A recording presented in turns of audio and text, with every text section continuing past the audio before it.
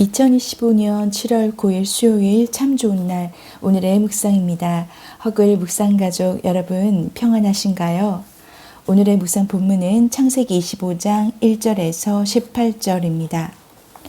아브라함은 세상을 떠나기 전에 믿음의 자녀 이삭에게 모든 소유를 주고 후처 그두라의 자녀들에게도 재산을 줘서 이삭을 떠나서 살도록 합니다. 그것은 자신의 사후 자녀들이 재산 문제로 서로 분쟁하지 않도록 하기 위해서 아브라함이 배려를 한 거죠. 그리고 하나님께서는 언약의 상속자인 이삭뿐만 아니라 이스마엘에게도 큰 민족과 지역의 지도자가 되는 복을 주시게 됩니다. 결국 아브라함은 하나님의 부르심을 받아서 175세로 생을 마감하고 조상에게로 돌아갑니다. 8절에 보면은 그의 나이가 높고 늙어서 기운이 다하여 죽어 자기 열조에게로 돌아가매라고 되어 있는데요. 이것을 우리말 성경 버전으로 보자면 아브라함이 복된 삶을 살다가 늙어 백발이 돼 숨을 거두고 자기 조상들에게로 돌아갔습니다. 라고 되어 있습니다. 아브라함은 복된 삶, 평안히 살다가 그렇게 죽게 되는 거죠. 가장 우리가 바라는 그런 마지막 죽음의 모습 아닙니까? 그리고 오늘 본문에서 보니까 11절이 참 제가 주목하고 싶은 내용인데요. 아브라함이 죽은 후에 하나님이 그의 아들 이삭에게 복을 주셨고 라고 하고 있습니다. 여러분 이 말씀을 보면 이삭은 그저 한 것이 없습니다. 그냥 아브라함의 자녀로 태어나게 되어 복을 받게 된 거죠. 부모로부터 이어받은 그냥 일방적인 은혜였고 무조건적인 은혜였고 대가 없이 주어진 그런 복이었고 은혜였습니다. 여러분 제가 이 말씀을 보면서 그런 생각을 하게 됐어요. 그리고 그런 질문을 가지게 됐습니다. 내가 육의 부모로부터 받은 은혜가 많이 있나? 여러분은 어떠신가요? 육의 부모로부터 받은 은혜가 많이 있으십니까? 유산은 얼마나 물려받았나요? 유산은 고사하고 빚을 물려받는 경우도 저는 많이 봤는데요. 그렇다면 여러분은 그리고 저는 자녀에게 얼마나 물려줄 수 있겠습니까?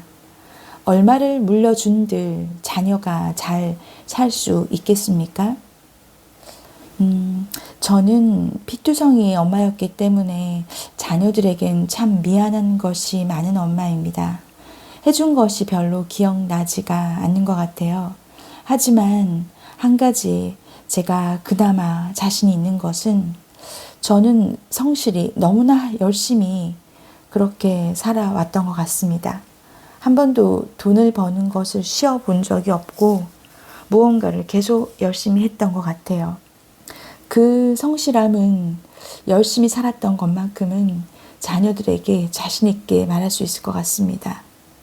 그런데 이제는 예수님의 보혈로 덮어쓴 거룩한 픽투성이로 살아가는 제가 부모로서 물려줄 유산이 이제는 생겼습니다. 그 자산은 돈으로 값어치를 매길 수가 없고요. 도둑 맞을 염려도 없습니다. 그것을 물려준들 자식이 잘 살 수 있겠나 걱정할 필요도 없습니다. 그래서 제가 언제 죽더라도 남길 수 있는 저의 믿음의 유산입니다. 제가 쓴 글을 여러분께 한번 읽어드리려고 하는데요. 제목은 엄마, 나의 엄마라는 산문시입니다.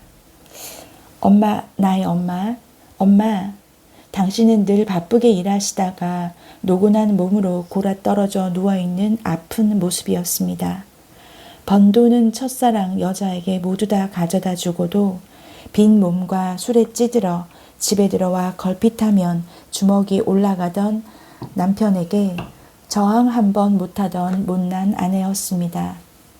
딸만 내리놔 친할머니에게 늘 구박을 받으며 다섯째 딸인 저를 낳은 후 또 계집애인 걸 확인하고 포대자루에 둘둘 말아 내팽겨치고 기절해 버리셨다던 가슴 아픈 큰 며느리였습니다.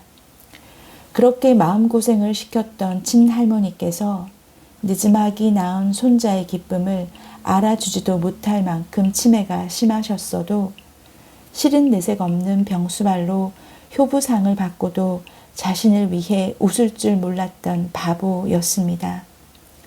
책값을 달라고 손 내미는 저에게 돈 없다 하시면서도 기름때 묻은 앞치마에서 꺼낸 구겨진 1,000원짜리를 다림질하여 11조를 내시던 당신이 원망스러웠습니다. 기름때 묻은 앞치마에서 구겨진 돈을 꺼내어 자식들도 모르겠지 하면서 화장대 서랍장 제일 아래 칸 수첩 안에 차곡차곡 모은 거금은 제 대학 등록금인 줄 알았습니다. 어느 주일 아침 화장대 서랍장 제일 아래 칸 수첩 안에 그 거금이 사라지고 일주일을 가슴 졸여 물어보지도 못했는데 다음 주일 작정한 성전 건축 헌금자 명단에 어머니의 이름을 보고 기가 막혔었습니다. 성경 필사를 하시면서 깨우친 한글 솜씨로 서툴게 써주신 시편 23편의 말씀은 오랫도록 저의 재산 목록 1호였습니다. 제 역할을 못했던 아빠 대신 돈 벌어 자식 키우느라 한 번도 안아서 사랑 표현해 준 적이 없어 미안하다. 예수 믿고 보니 그게 제일 미안하다고 하시면서 이제는 카톡으로 하트도 찍어 보낼 줄 아시는 당신은 나의 자랑스러운 어머니이십니다. 배 아파 낳은 자식이 둘, 가슴 아파 낳은 자식이 둘이 되고 보니 서툴기만 했던 어머니의 사랑 표현이 그대로 저의 모습 속에 반대로 남아있음을 봅니다. 주의 종의 말씀대로 북한 선교와 해외 선교사님들을 위한 당신의 오지랖 넓은 기도가 새벽을 깨우며 기도하시는 당신의 무릎이 그렇게 자식을 향한 중보로 이어지는 당신만의 서툰 사랑 고백이었음을 압니다. 이제는 제가 새벽을 깨워 어머니를 위한 기도를 합니다. 서툴지 않은 익숙한 사랑 표현으로 안아드리고 뽀뽀해 드릴 겁니다. 그렇게 저도 늙어가는 당신 같은 어머니가 되겠습니다. 그렇게 저도 품어 기도하는 당신의 어머니가 되겠습니다. 아멘. 여러분은 어떤 부모님이신가요? 부모님이 살아계시다면 오늘 전화 한 통화 드리고 자녀가 있다면 축복의 마음을 담아 그렇게 문자 보내는 오늘 하루였으면 참 좋겠습니다. 저희 친정어머니는 지금 90세로 부산에 살아 계신데요. 멀어서 자주 가지는 못하지만 그래서 저는 기도하는 마음으로 지금 저희 시어머니께 마음을 다해서 그래도 하려고 노력을 합니다. 항상 기도를 그렇게 합니다. 아버지, 하나님 아버지, 제가 지금 엄마에게 가서 돌봐드리지 못하지만 제가 저희 어머니께 제가 할 수 있는 최선을 다해서 할 테니까 하나님 그것을 이쁘게 보신다면 저희 엄마를 건강하게 돌봐주세요. 이렇게밖에 기도할 수가 없습니다. 여러분, 오늘 제가 이 말씀을 보면서 이삭이 뭐 한 것도 없는데 그냥 아브라함의 자녀로 태어났다는 것만으로 그 복의 유산을 계승받게 됩니다. 우리가 부모에게 받은 것이 없다 할지라도 우리가 자녀에게 줄 유산이 지금 우리가 만들면 되지 않겠습니까? 여러분, 하나님을 신실하시게 언약을 주시고 복을 주신다 하셨는데 우리가 아브라함의 자손인 건 제가 그때 말씀드렸잖아요. 그렇다면 우리가 아브라함의 자손답게 믿음을 잘 유지하다가 자녀에게 아무도 빼앗아갈 수 없고 뺏길 수 없는 예수 그리스도를 전달할 수 있으면 참 좋겠습니다. 오늘 그 믿음의 유산, 계승해줄 유산에 대해서 생각해보는 오늘 하루가 되기를 축복합니다. 함께 기도하겠습니다. 하나님 아버지, 우리에게 아브라함의 자손이라 칭해 주시니 참 감사합니다. 아브라함의 자손답게 우리가 하나님 앞에 보여드릴 그 믿음의 유산을 우리 자녀에게 물려줄 수 있도록 주님, 우리의 믿음을 키워주시옵소서.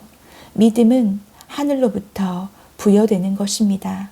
내가 믿어야지 하는 것이 아니라 하나님께서 믿을 수 있도록 은혜를 부어주시는 것입니다.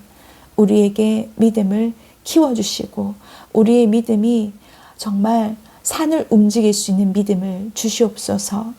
겨자씨만한 믿음이 있다 해도 이 산을 옮겨 저쪽으로 옮기라 하면 그대로 되리라 했는데 우리의 믿음은 하나님 앞에 얼마나 큰지 돌아보게 하여 주옵소서.